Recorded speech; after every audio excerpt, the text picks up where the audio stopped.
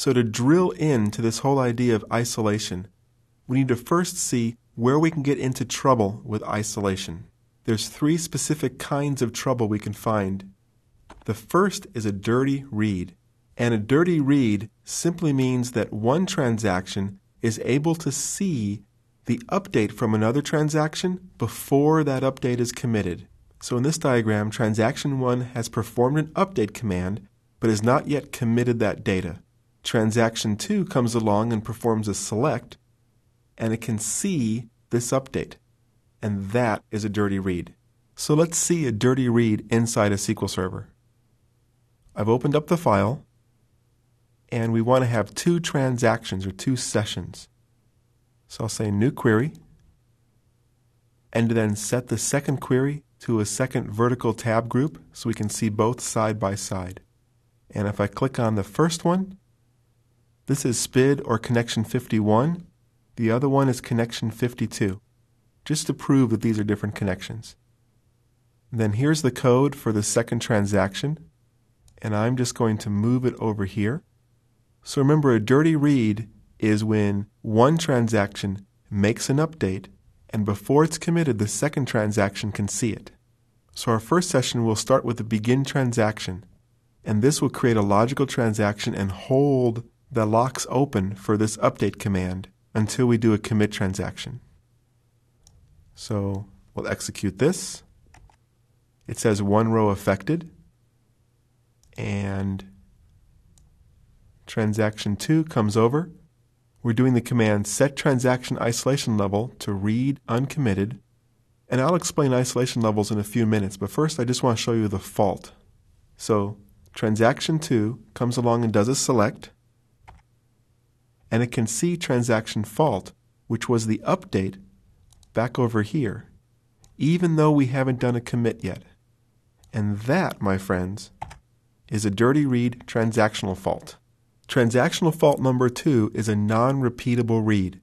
What this means is that one transaction can do a read and then come back and do that same read and see different values, even though those values have been committed.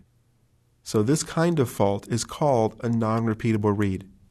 In the diagram, transaction 2 does a select and sees certain values.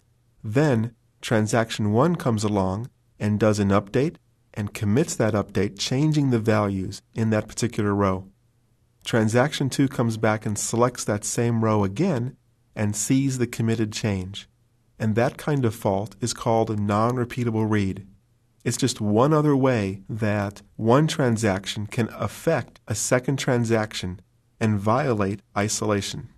So to see this inside a SQL Server, I've already set up Management Studio with a second query editor and moved transaction 2 over. If you're following along, you'll want to clear out the text in your second query editor window here, and then take transaction 2 and slide that over. And I'm doing it behind the scenes just to save time because we're going to be doing these same kind of 2-session transactions throughout most of this lesson. Okay, behind the scenes, I've already set up Management Studio with our 2 query editors ready to show this transaction fault. And we'll begin by setting the transaction isolation level for transaction 2 to read committed.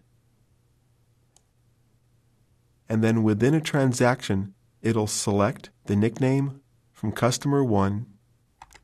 And we just set that to transaction fault a few minutes ago. This transaction is still open. So if there's perfect isolation between them, this update should not be seen by transaction 2. Now, it's just an update right here, so we're not doing a begin transaction, commit transaction right away. It's being updated. So execute this, and if we come back, and we're still within a transaction here, do the select, and we see the non-repeatable read error. And that's transaction fault number 2, the non-repeatable read. The third type of transactional fault is a phantom row. And what will happen in a phantom row is that one transaction can see another transaction's new rows. And the phantom row could either be a new row that is inserted or maybe a value changed so that now that row shows up in the where clause. Looking at the diagram, Transaction 2 does a select with a where clause and gets back a certain number of rows. Transaction 1 does some type of update or insert which would affect that same row set that Transaction 2 just inserted. And then when Transaction 2 does another select with the same where clause, it sees that committed new row show up, and that's called a phantom row. I've already set up Management Studio to show you a phantom row. So in Transaction 2, and I'll talk about setting the isolation transaction level in just a couple minutes here. We're already in the right database.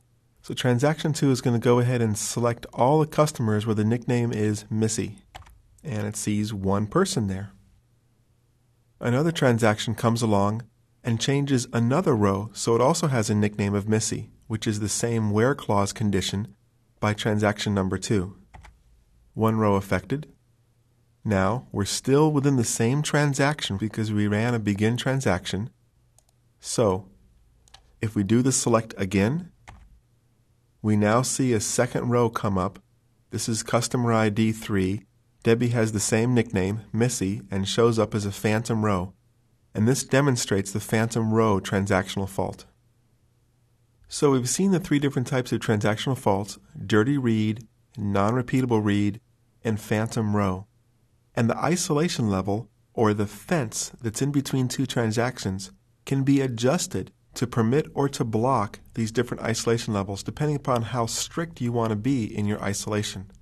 At the lowest level, if you set the isolation level as low as it can go to read uncommitted, then basically you're not going to enforce any isolation between 2 different transactions, and they can see each other's non-committed changes. So that's the read uncommitted isolation level, which is the same thing as setting a hint called with no locks.